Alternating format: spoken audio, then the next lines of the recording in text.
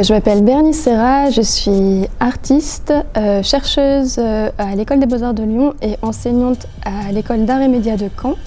Je travaille entre Zurich en Suisse et Caen en Normandie.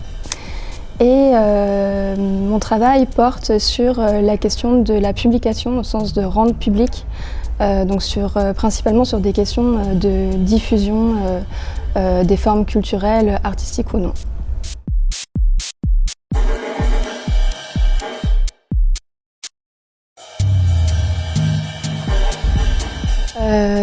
Moi j'ai présenté un projet qui s'appelle Swipe, que j'ai réalisé en 2020.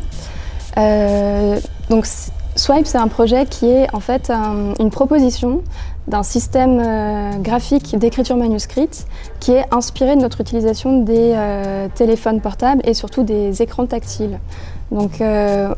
Je me suis appuyée sur le principe de saisie gestuelle, qui est en fait une manière d'écrire un message, non pas en tapant touche par touche sur les lettres en fait, pour composer un mot, mais en reliant les différentes lettres qui composent ce mot pour pouvoir écrire, tout simplement. Et donc le projet Swipe retient les gestes que l'on va effectuer sur ce clavier et fait le pari que ça puisse devenir une écriture à part entière.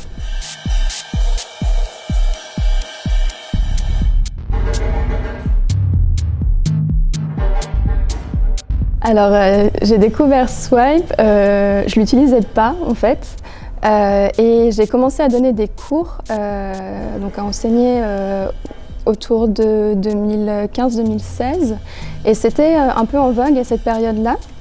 Après, ça a été abandonné par Android, puis repris de manière native sur les téléphones de ces dernières années. Mais du coup, c'était plutôt par l'observation. Et en fait, c'est comme ça que je commence la plupart de mes projets. Je voyais mes étudiants qui faisaient ce geste bizarre sur leur téléphone et j'ai eu envie de comprendre.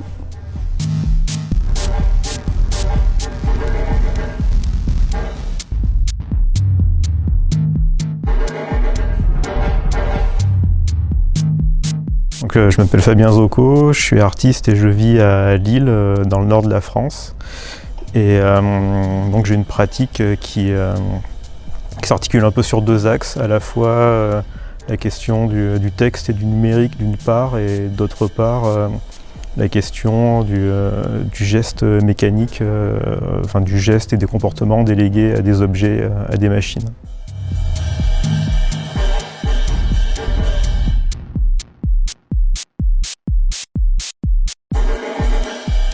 Ce que j'ai présenté à la Gaîté Lyrique à l'occasion de l'événement, c'est une sorte de petit parcours autour de quelques-uns de mes projets qui justement articulent un peu ces deux axes de travail en partant de travaux vraiment strictement sur la question du texte et de comment le fait d'utiliser des algorithmes, des intelligences artificielles ou autres outils numériques change finalement la nature de ce texte.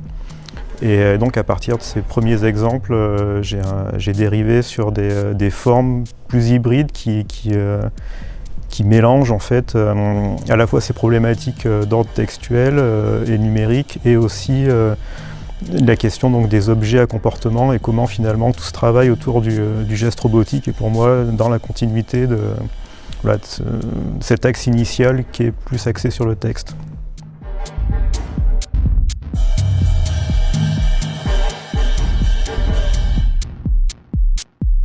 Il se trouve que, étrangement, quand j'étais aux Beaux-Arts, c'est là où j'ai appris la programmation.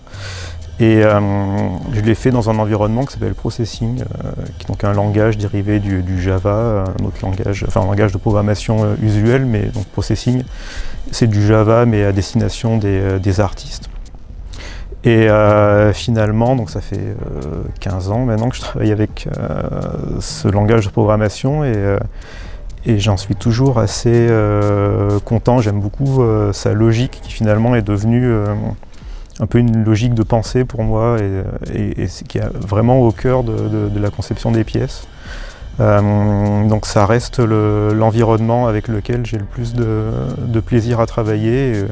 au même titre qu'Arduino qui finalement est un peu l'équivalent du processing mais pour la programmation des objets physiques. Après, alors je commence à m'y mettre un peu, mais j'ai longtemps été assez rétif à la 3D, donc je suis pas très à l'aise avec, un peu mieux maintenant, mais pendant longtemps j'étais vraiment pas très à l'aise avec les environnements de modélisation. Sinon je déteste Excel, comme tout le monde.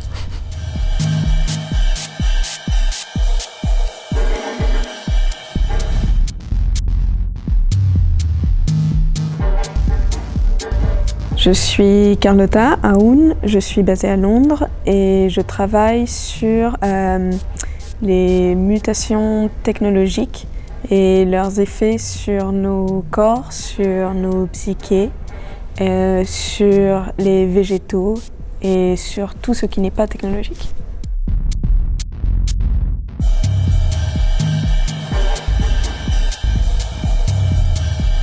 À la Gaîté Lyrique, j'ai présenté mon œuvre, comment mon œuvre se relationne aux mutations du langage et en particulier j'ai parlé d'une œuvre que j'ai récemment exposée à la Galerie de Sciences de Dublin qui parle du biais technologique qui existe dans la reconnaissance vocale.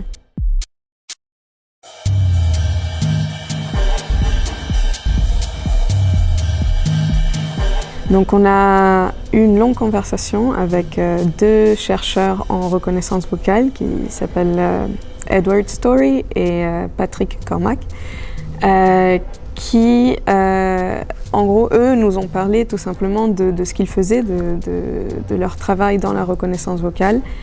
Et l'idée ou le thème de ce biais technologique a surgi de par lui-même. À un moment où on parlait de la respiration et où ils nous ont dit que la respiration faisait partie des choses que la machine ne comprend pas et une des grandes raisons pour lesquelles les technologies de reconnaissance vocale comme Alexa ou Siri ne vont pas reconnaître une voix, un accent ou d'autres choses comme ça, d'autres gens.